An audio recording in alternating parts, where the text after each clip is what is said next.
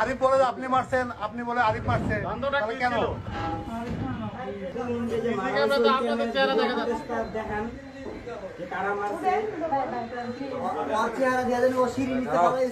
আমার ধাক্কা দিয়ে সরাই দিয়ে পরে ও দোকানের ভিতরে ঢুকে ঘুমাইছে। ভাই এই যে মিথ্যা কথা বলেন কেন? আপনাকে কি আল্লাহ ভাই কেন মারছে তারা চিনতেন আপনারা? হ্যাঁ ওই যে মাদক স্পোর্টে টাকা নিয়ে আসতো, নিয়ে আসতে যাইতো, প্রশাসন দিয়ে রেট দিত। এই যে সাংবাদিক যে তুহিন তারা চিনতেন আগে থেকে? আমি চিন্তা না, আরিফে চিনতো, আরিফ তো ধরেই নাই। কি আরিফ ধরে নাই? আরিফরাও ধরছে, আরিফ বলছে যে আপনি মারছেন।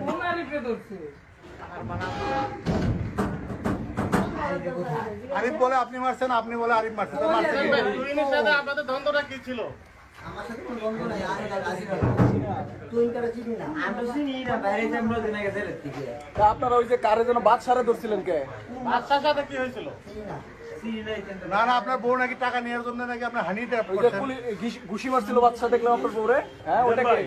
মিজান ভাই জি ওই মারছে আরিফ ভাই যখন মারা হয়েছে ভাই বুঝছেন, আমরা কেউ ছিলাম না ওইখানে, আমি ছিলাম না, বাইরে ছিল, ওনারা দাঁড়ায় ছিল, বাইরে ধাক্কা দিয়ে সরাই দিয়ে মারা হয়েছে।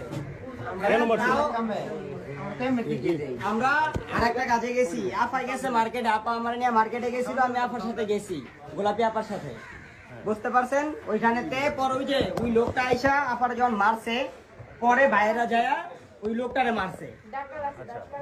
ওই যে ওইটাই আর কি, আপনার সাথে যখন ডাক্তার ইয়া হয়েছে, পরে আপুরে একটা ঘুষি মারছে ওই লোকটা, যে ওনার নামটা আমি জানি না সঠিক। পরে ওনারা ঘুষি মারার পর আমি আর আপারে নিয়ে চলে আসা পড়ছি। আপনার নাম কি?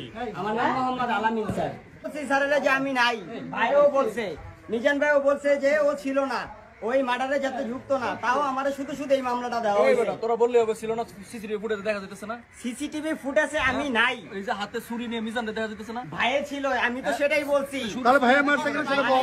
সে ছুরি হাতে কি করে এখানে? ভাইয়ে মিজান ভাই ছিল, আমরা কেউ ছিলাম না যে মার্ডারের সময়। ওই সময় তোমার নাম কি? আমার নাম মোহাম্মদ আলামিন। আমাদের দেশে ব্লাড সাইনের ডাইনাত ওবামাদ হাজারি এবং মমতাজ ও আরিফ এদের স্পটে বারবার প্রশাসনে ডিস্টার্ব করতো বিদায়, এই জন্য আমাদেরকে কিছু টাকা পয়সা দিয়ে মারতে বলে, কিন্তু আমরা মারতে না যাওয়াতে আমাদের ভয় জাগায়। আরিফও ভয় জাগাইছে, জয়নাল হাজারিও ভয় জাগাইছে, মমতাজও ভয় জাগাইছে। পরে আমরা পরে গেছি, যাওয়ার পরে আমার হাত থেকে দাউড়া নিয়ে আমার ধাক্কা দিয়ে সরাই দিয়ে আরিফে নিজে ঘুমাইছে।